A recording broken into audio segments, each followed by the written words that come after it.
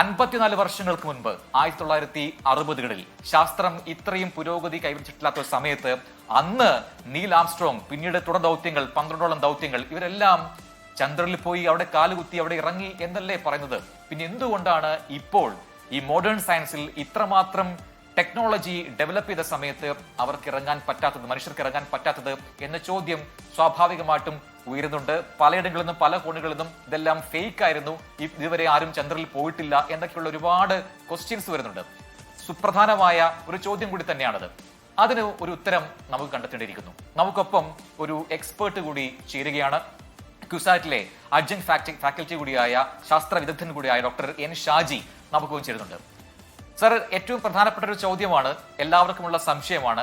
60-കളിൽ ചന്ദ്രനിൽ പോയി മനുഷ്യർ കാലുകുത്തി അവിടെ ഇറങ്ങി, പക്ഷേ ഇപ്പോൾ അവിടെ പോയി ഇറങ്ങാൻ കഴിയുന്നില്ല. എന്താണ് ഇത്രമാത്രം സങ്കീർണത എന്നൊരു ചോദ്യം സ്വാഭാവികമായിട്ടുണ്ട്.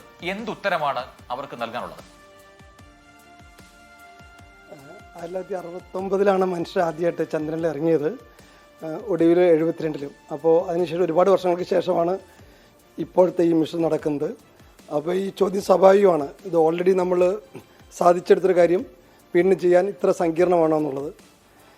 സത്യത്തിൽ മനുഷ്യൻ ചന്ദ്രനിൽ ഇറങ്ങിയിട്ട് തിരിച്ചെത്തുക എന്നുള്ളത് ഏത് കാലത്തും സങ്കീർണമായിട്ടുള്ളതും റിസ്കി ആയിട്ടുള്ളൊരു ഓപ്പറേഷനാണ്. അപ്പോളോ 11 സക്സസ്ഫുള്ളായി എത്തിച്ചപ്പോൾ തന്നെ ചില എസ്റ്റിമേറ്റുകളൊക്കെ ഉണ്ടായിരുന്നു ഇതിനകത്തുള്ള അപകട സാധ്യതയെക്കുറിച്ചൊക്കെ. അപ്പോൾ അന്ന് ഒരു എസ്റ്റിമേറ്റ് എടുത്തിരുന്നത് ഏതാണ്ട് 50% സാധ്യത ഉണ്ടായിരുന്നതാണ്. പക്ഷേ ഭാഗ്യത്തിൽ അത് പ്രശ്നമൊന്നുമില്ലാതെ തന്നെ ആ മിഷൻ ഭംഗിയായിട്ട് ആൾക്കാർക്ക് കൂടെ എത്താൻ കഴിഞ്ഞു. ജീവനോടെ തിരിച്ചെത്താൻ എല്ലാവർക്കും കഴിഞ്ഞു. പക്ഷേ അപ്പോളോ 13 കുറച്ച് പ്രശ്നങ്ങളൊക്കെ ഉണ്ടായി, അവരവിടെ ഇറങ്ങാതെ തിരിച്ചു വരേണ്ടി വന്നു.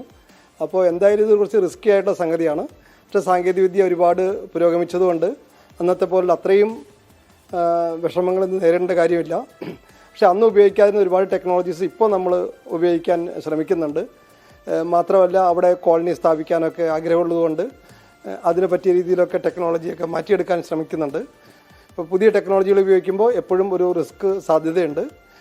ഇത് കുറേ ടെക്നോളജികൾ ഒന്നിനു പറയുക ഒന്നായിട്ട് കൃത്യമായിട്ട് വർക്ക് ചെയ്താൽ മാത്രം വിജയിക്കുന്ന ഒരു പ്രോജക്റ്റ് ആയതുകൊണ്ട് അതിൽ ഏതെങ്കിലും ഒരിടത്ത് തെറ്റുപറ്റിക്കഴിഞ്ഞാൽ മനുഷ്യജീവൻ തന്നെ അപകടത്തിലായേക്കാം എന്നുള്ളത് കൊണ്ടാണ് സങ്കീർണത കൂടുന്നത്.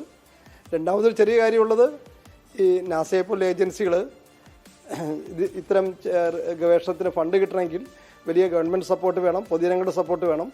അപ്പോൾ നല്ല രീതിയിലുള്ള PR വർക്കും ചെയ്യും. അപ്പോൾ ഇത് ഒക്കെ കുറച്ച് ഒക്കെ ഡ്രാമാറ്റിക്കായിട്ടും ഒക്കെ കാണിക്കുമ്പോഴാണ് അതിനുള്ളൊരു ആൾക്കാരുടെ ശ്രദ്ധ കിട്ടുക. അപ്പോൾ അതിനുള്ള ശ്രമം കൂടി ഇതിൻ്റെ ഭാഗമായിട്ടുണ്ട്.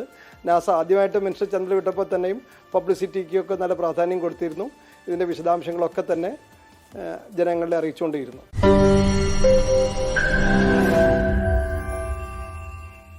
ലോകത്തെവിടെയായാലും ഏത് സമയത്തും 24 വാർത്തകളും ഓഗ്മെന്റഡ് റിയാലിറ്റി പാക്കേജുകളും എക്സ്പ്ലെയിനറുകളും വിശദമായി കാണാൻ ഞങ്ങളുടെ യൂട്യൂബ് ചാനൽ നിങ്ങൾക്ക് സബ്സ്ക്രൈബ് ചെയ്യാം.